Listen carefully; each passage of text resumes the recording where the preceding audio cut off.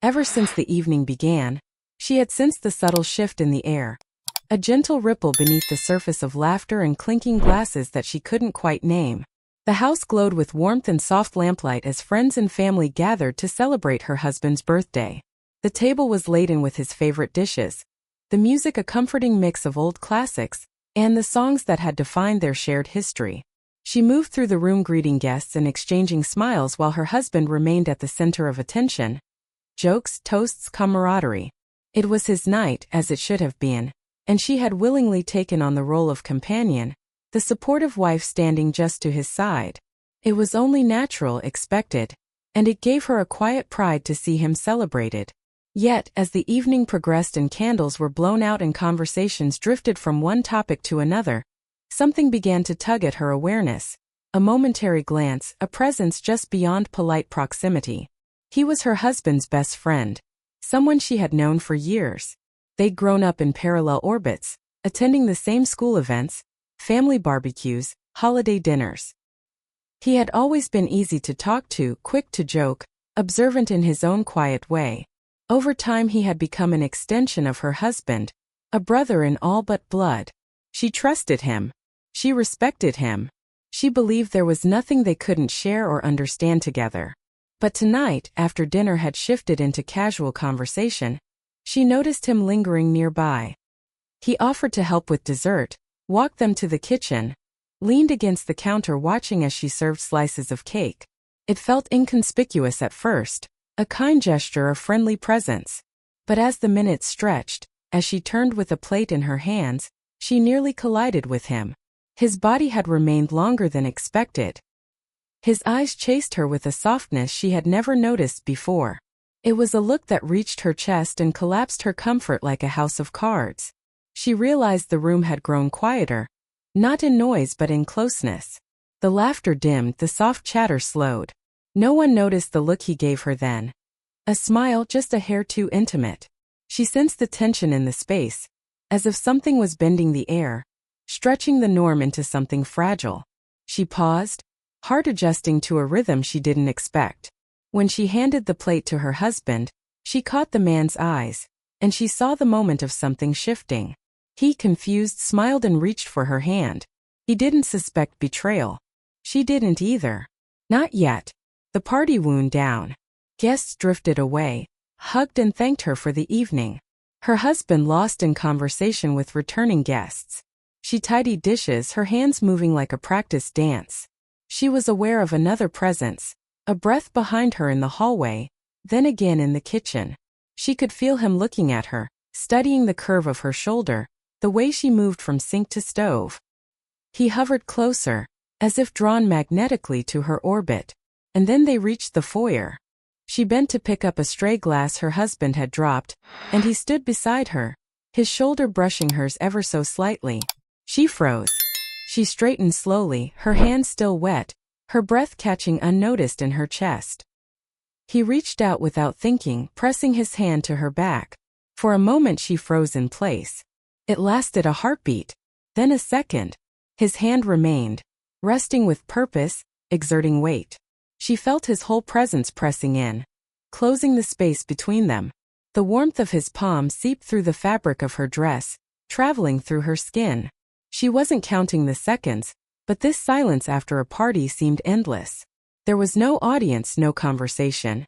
Only them and the shifting energy that crackled between them. He didn't speak. He didn't move away. He simply held her. In that suspended moment she sensed the world tilt. She thought of her husband, expectant smiles, shared history, mutual trust. And suddenly everything felt fragile.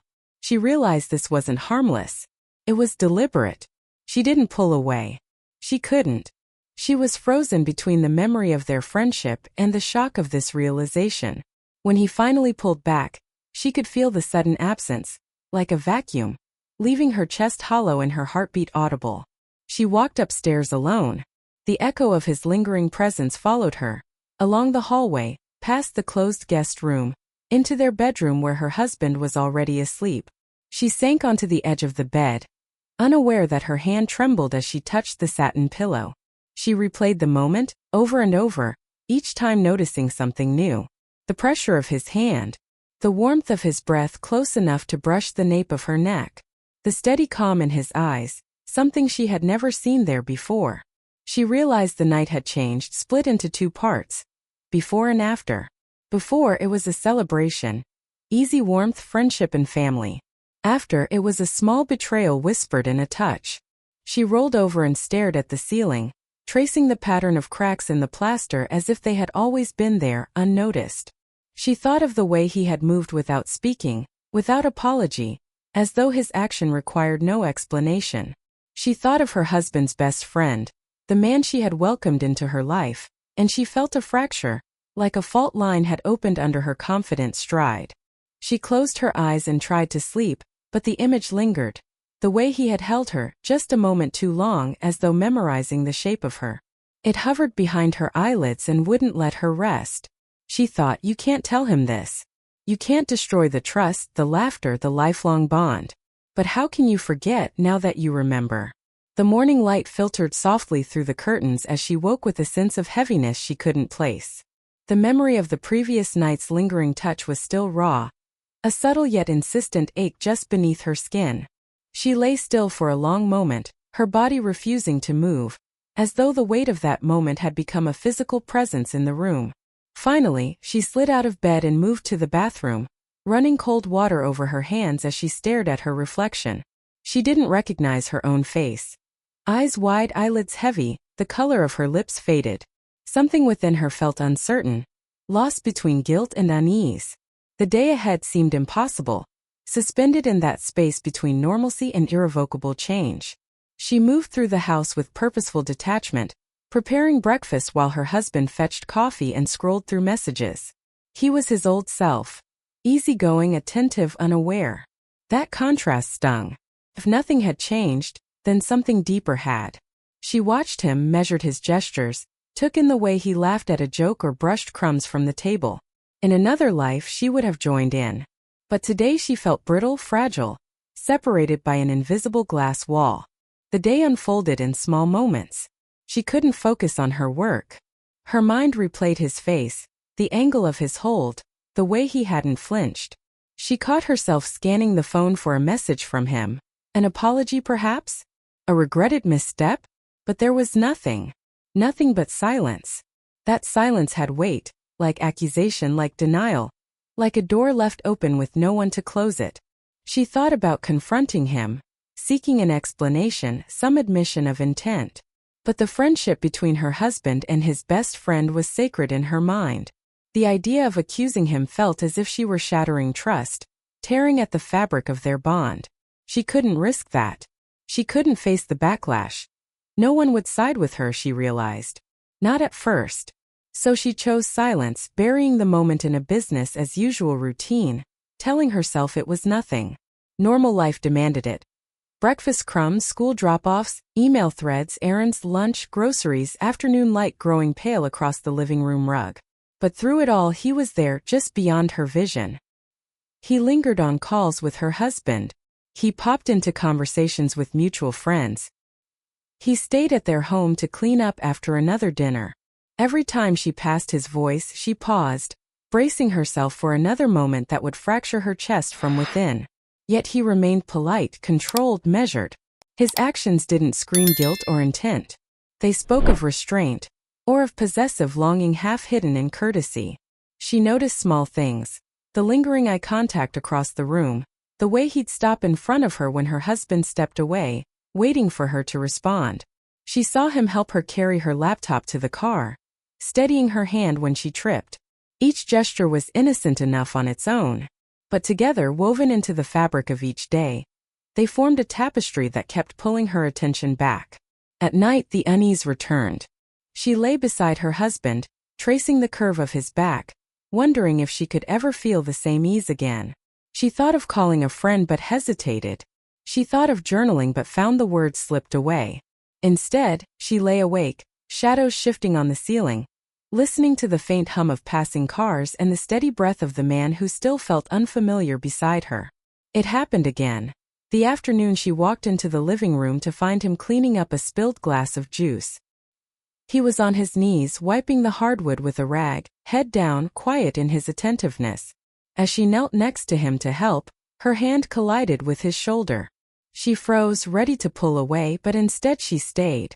He straightened, his eyes amber-lit with something unreadable. They held the look for a moment that stretched too long. She felt her breath catch, her heartbeat in her throat. The air between them charged electric. She pulled back, offering only a polite nod, and walked away. Her retreat felt shameful. She carried it upstairs to the bedroom, shutting the door with care. There was no visible complaint, no overt wrongdoing. But the sum of a dozen moments was building a quiet pressure. The tension coiled and expanded inside her.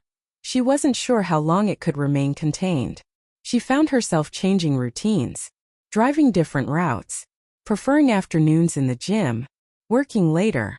Anything to avoid seeing him unannounced in these ordinary spaces. She wondered if he was aware of this, if it was a game, a test. She caught her reflection one evening in the gym mirror.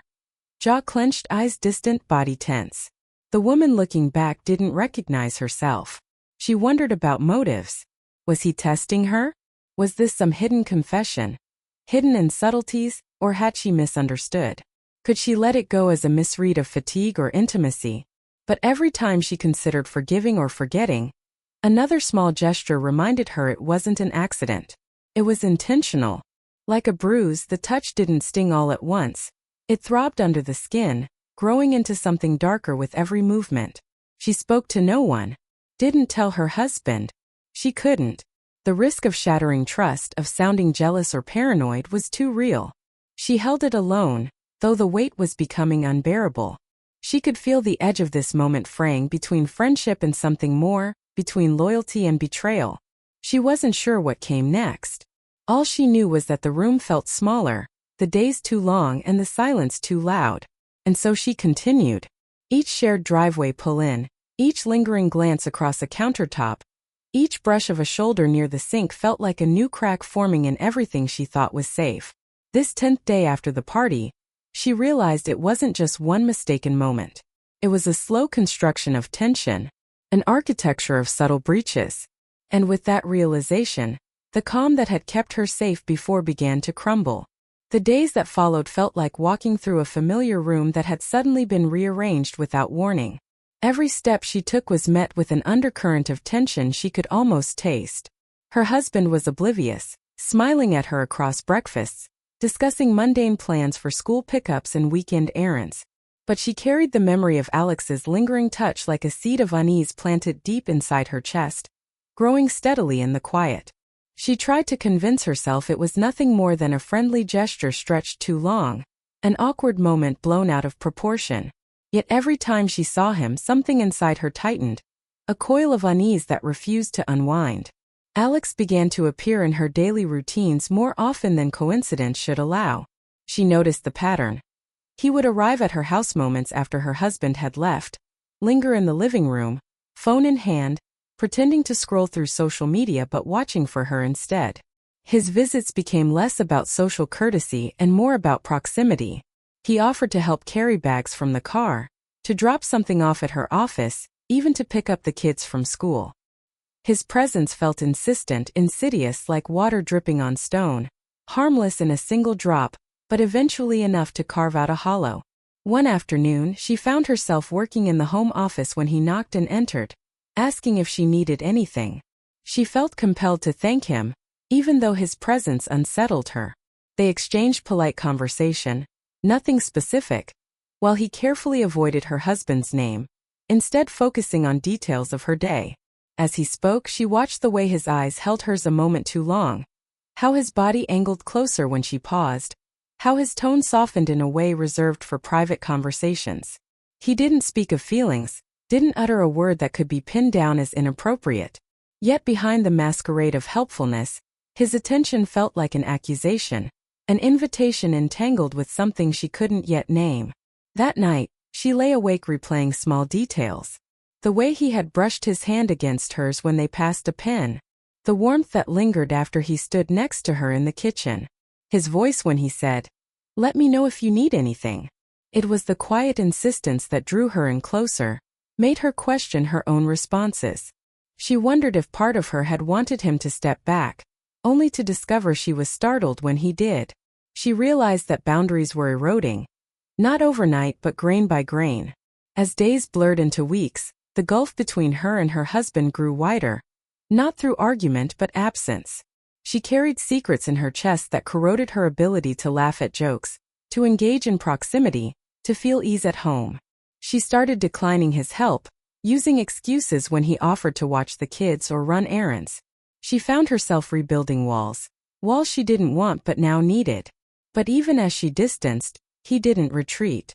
Instead, he repaired his presence with small kindnesses, bringing her coffee, offering sympathetic smiles, lingering near her desk with empty hands that hovered too close. It felt manipulative, tender, confusing. Her mind split into two parts, one that blamed herself for noticing, one that blamed him for not stopping. She caught her reflection in the window at dusk and barely recognized the woman who looked back. Tired eyes, clenched jaw, shoulders that hunched forward with burden. The sharp contrast between her persona of stability and the turmoil inside began to unsettle her. She questioned her own sanity. Was this happening, or was she reading too much into nothing? Was he simply a devoted friend or something darker, something elemental? Then came the moment she knew it couldn't continue in silence. She was in the kitchen, folding laundry, when he appeared behind her. She startled, spun around, and saw in his eyes a raw vulnerability she hadn't witnessed before. His expression was fragile, the casualness replaced by something bordering on confession. She sensed his pulse quicken, saw the tremble in his fingers as he reached out. The air between them thickened, charged with unspoken emotion. The lines he hadn't crossed before seemed to blur, as if he stood on the edge of a decision. And then he paused, his gaze locking with hers, heavy with words unsaid. But he couldn't hold the silence for long. A single moment, and then he reached to brush back a strand of hair that had fallen across her face. His touch was gentle, almost tender. It carried no malice, but it resonated with intensity, as though each brush was a memory of stolen glances, unacknowledged attraction, something he had tried to bury for too long.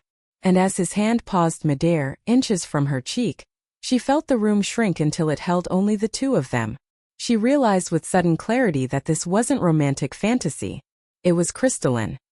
He desired her quietly, profoundly, and that desire had been growing in the shared space between them, unspoken until this moment.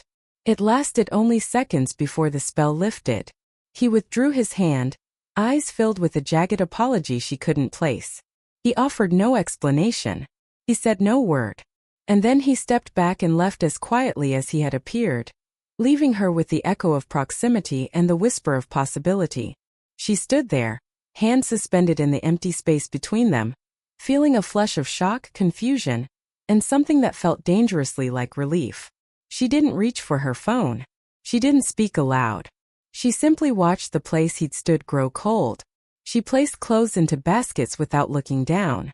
Her breath retraced itself in slow, measured waves. The world outside resumed its rhythm. The distant honk of traffic, the hum of evening life beyond the kitchen window. But inside her the fault line had deepened. She realized this was not a mistake. It was deliberate. It was a fracture in trust that required repair, if that was even possible. Later, when her husband came home, she greeted him with a practiced smile.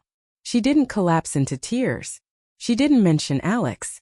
She didn't disrupt the household. But a quiet decision formed in her mind. This needed to end. Not with confrontation yet, but with clarity. She needed to reclaim her boundaries, to name her discomfort, to anchor herself in what she knew was true, not in the tension that threatened to undo her world. And she knew that confrontation was coming. The question was when and how. The day after the moment in the kitchen felt like waking in a world she no longer recognized. She moved through the house as though behind glass, every surface and object now carrying the weight of memory. The coffee maker gurgled its morning greeting. The dog padded across the floor. But she felt disconnected, trapped in an internal landscape bleak with doubt. She hadn't spoken to Alex since the touch hovered between them like an unspoken promise. She hadn't spoken to her husband either, beyond small talk over breakfast. She realized that by keeping silent, she was constructing invisible walls within her marriage, walls he could neither see nor understand. She went through the morning routine on autopilot. Breakfast, packing lunches, checking school assignments, lingering a moment by the front door before heading out. She didn't expect him to be there, but he was waiting in the driveway. He smiled as always, asked if she needed help with the kids, offered to carry bags. His presence felt heavier now. She accepted his help, her voice stiff with courtesy. He lifted the bag, turned with a glance that lingered too long, and the old trickle of energy narrowed to a painful drip. She told herself she'd transform that anxiety into distance, but inside, confusion and guilt tangled like roots. At work she couldn't focus. The memory of his hand brushing her hair hovered over every interaction. She found herself tapping her pen, staring out the window, recalculating boundaries she hadn't realized were porous. Her colleagues asked if she was okay. She smiled and said yes. In truth, she felt like a stranger. Someone balanced on the precarious edge of revelation and regret. That evening she sat alone in the living room, hesitant about how to handle the ripple in her domestic life. She replayed Alex's touch again. Not forcibly but lingering heavy. It had felt intimate not because it was violent but because it was chosen. She appreciated his kindness, his attentiveness, but now it burned with implication. She set her phone down and stared at the screen. She wasn't sure what she would say if she messaged him. Would she ask him to stop? To explain? To apologize? Or simply acknowledge what happened? The complexity weighed more with each passing minute. Her husband arrived, greeted her with an easy kiss and a question about dinner. She answered mechanically. He didn't notice her glance flicker toward the backyard where Alex's car was parked. The friend often left late, long after dinner, a silent spectator. She silently noted the plate he set in front of her and wondered how to poison or reveal what she couldn't admit to wanting. Later that night, after the children were in bed, Alex appeared in the hallway unannounced. He stood just inside the doorway to their home. His posture spoke volumes, normalized presence, but with edges softened by caution. She froze. He entered without invitation. He stood in the living room, the soft light catching his eyes, making them look both distant and charged with anticipation. He didn't speak. He didn't need to. She could see him fighting to hold something back, protecting himself from resurgence. He waited, willing her to ask why he was there. She wanted to ask why he couldn't stay away, why he was stepping into her sanctuary, but her voice had retreated with her heart. She felt guilt, anger, longing, all tangled in cold spiral. She asked nothing, but her silence answered him loud enough. He stepped back, retreating into platitude and politeness he didn't trust himself to voice. She realized she needed space from him, from this stifled emotional squeeze. She resolved to set boundaries. Not yet with her husband. That conversation would come later. First, she answered the text he sent after leaving the house. A gentle note of thanks, of uncertainty, of wanting to make sure she was all right. She replied with courtesy. She paused before hitting send, fingertips hovering. She wrote something calm, measured, neutral. She pressed send. She felt the weight lift slightly. The next morning the driveway was empty. The car was gone. She felt relief and sorrow in equal measure. She realized it was the first step toward reclaiming clarity. Over the next days, she avoided prolonged conversations with Alex. She redirected calls to voicemail and reframed casual comments to polite distance. It felt uncomfortable, like stepping into new clothes. But with each refusal, each cold "I'm fine," each choice not to engage, she carved out space between them. Her husband noticed. He asked if something was wrong once. She said everything was fine. She dreaded the moment he'd ask again, when the silence would demand articulation. She wasn't ready yet, and he didn't press. Their quiet resumed, but his eyes lingered on her in a way that felt like radar, sensitive to unvoiced shifts. By the weekend the house felt quieter, her choices echoing in hushed halls. Her children sensed it, but believed it was her mood. She embraced them, poured energy into planning a family outing. She busied herself with activity, structure, distraction. She recorded memories, built buffers of normalcy. Inside, the tension quelled to a dull ache. She had made her choice. No confrontation yet, no revelations. Her body, mind, and heart needed calm. She needed time. She lay in bed that night thinking of what this boundary meant. Not a punishment but a promise, to herself first. She hadn't crossed the line. He had. And she would no longer hold up the scaffold that enabled it. She would rebuild the walls slowly, gently, deliberately. Silence, action, distance. These would reclaim the balance she needed.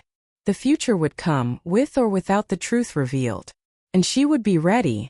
The confrontation came on an ordinary Tuesday evening, the kind that usually blends into the background of routine and predictability.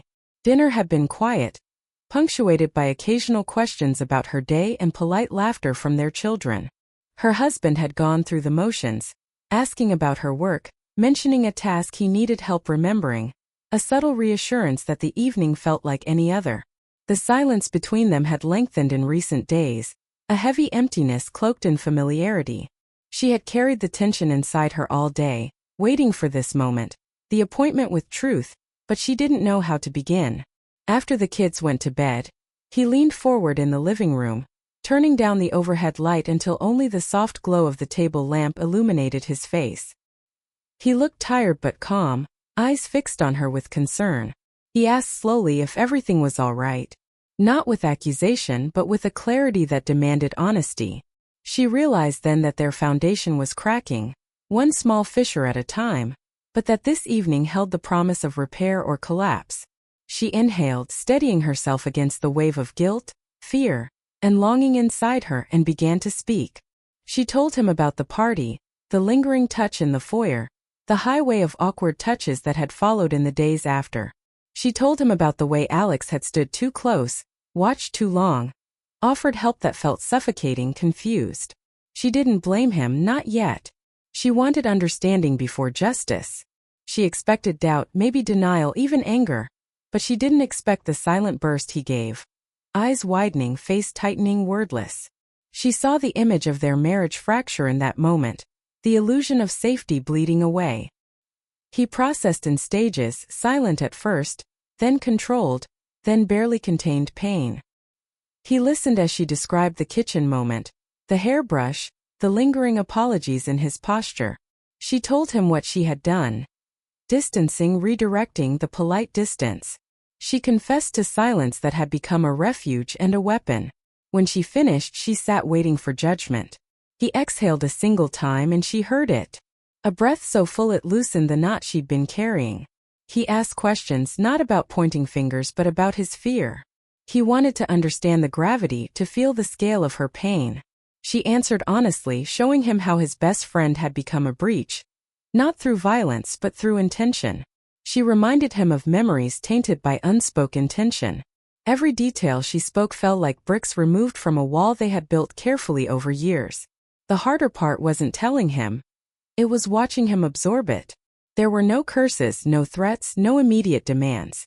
Just raw emotion and a silent promise that something needed to change. He sat beside her on the couch, arms around her as though he were holding together more than two people, holding the memory of their home, the promise of their family, the weight of broken promises. He didn't speak again that night. He listened to the absence of Alex's presence in their home, and felt the fragile bones of trust in need of reconstruction. In the days that followed, a lull settled over the household. Alex's car no longer appeared in the driveway. The drive to pick the kids up from school no longer involved polite, lingering conversation. His calls to offer help stopped. She felt relief laced with sorrow, not for loss, but for the necessity of loss. She realized how deeply the boundary needed to be drawn, how much space they needed to reclaim without shame or guilt. She and her husband sat down later, on Sunday afternoon, when life slowed enough to allow reflection. They spoke about trust, loyalty, and the pain of betrayal. Even without words spoken aloud, they considered possibilities. She would keep distance, he would speak to Alex, and professional support might help them navigate this fracture. It wasn't a path to forgiveness, not yet. It was a path to survival, holding on to the core of who they were and who they chose to be together. She decided to step away from Alex, suspend contact, hold firm in boundaries. He decided to confront his friend, to set expectations about behavior and respect. They agreed it would be done calmly, with clarity, but with unwavering conviction. She feared closure would be messy, that her world would split irreparably, but she felt something deeper beneath the fear. A flicker of freedom, the sense that she was choosing again. Choosing her marriage. Choosing her safety. choosing clarity over confusion. That night, she slept beside him without the tension that shadowed their beds, without the anxious hush of second-guessing. She closed her eyes, feeling the space between them firm, yet open enough to heal. The confrontation with Alex would come, as would the apology, the discomfort, maybe the shame. But this moment, this decision, this vow of self-preservation and love, it was different. It was hopeful. And she finally felt like herself again. The weeks after the confrontation settled in like a slow dawn, each morning bringing a fragile sense of peace and uncertainty together. She still awoke with the memory of last night's conversation fresh in her mind, but the weight had shifted. It no longer sat heavy on her chest. It lingered like a bruise fading toward something softer, scar tissue forming over raw vulnerability. The edges were uneven but intact. The household atmosphere began to shift. Dinners felt easier, small talk began again, and laughter returned in quiet pockets. The tension that had shadowed their marriage retreated, not entirely, but enough to create space for something new to grow. Her husband followed through. He sent a measured message to his best friend, stating that boundaries had changed, that respect was required, and that if those weren't honored, the friendship would end. There was no anger in the words, just firmness, clarity, finality. She appreciated the care he took, not to humiliate or punish, but to protect and preserve. She felt stability behind him again. Alex responded with apology and promise. He admitted his feelings quietly, acknowledged he had crossed lines, and promised to step away to allow her the space she needed. He spoke of shame and regret, not entitlement or justification. He didn't ask for forgiveness. He offered it as something she could give if and when she was ready. He disappeared from their gatherings slowly, respectfully. His absence left a silent echo, but it was an echo shaped by her choice, not imposed by shock or betrayal. She found herself reclaiming routines she had abandoned. Morning walks to the park with friends, yoga classes on quiet Tuesday afternoons, laughter over coffee at the local cafe. She noticed the little places where her heart had become cautious, shaking the milk for the children's cereal, making eye contact in traffic, glancing at her phone when she heard a notification. Each small moment was a reaffirmation that she had been here before, but she was safer now. She remembered who she was outside the tension. A mother, a partner, a woman with dreams and boundaries and the quiet strength to uphold them. Their marriage entered a season of healing. Not flashy or cinematic, but true. They spent evenings talking honestly about what had hurt them, about what they wanted. Not from each other, but for each other. He didn't offer platitudes, she didn't carry shame. They replaced buried resentments with plans. Date nights, a few weekends away, new routines built around caring for each other, not just multiplying schedules or managing children. The trust rebuild took time and patience, but every choice toward openness strengthened it.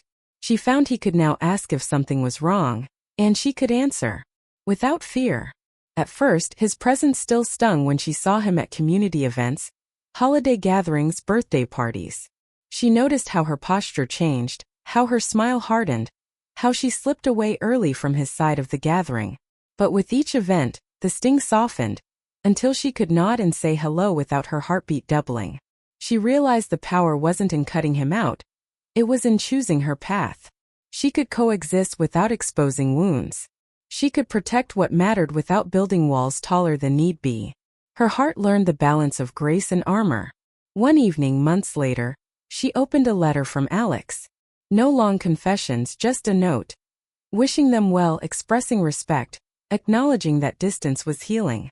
She set it beside her favorite mug on the kitchen counter, feeling the breeze from the open window carry away everything that had once felt suffocating. She flashed a half-smile, sad, hopeful, resolved. This was closure refined, not dramatic, quiet but deeper than headlines. Life moved on. Their friends returned. She and her husband celebrated birthdays and milestones. Their children didn't know much had happened. They just experienced a home where their parents could be honest without falling apart. She learned to trust her instincts again without doubting her heart. She unearthed dreams she buried, professional goals, personal projects, long-missed self-care rituals. She found her reflection less fractured, more cohesive. These seasons of tension and healing hadn't broken her. If anything, they had strengthened her roots until she felt grounded enough to reach higher again. She had once walked through the kitchen in freezing vulnerability. Now she entered the room filled with sunlight and warmth, ready for breakfast and school lunches and unguarded laughter. She carried the echoes of what had nearly changed everything.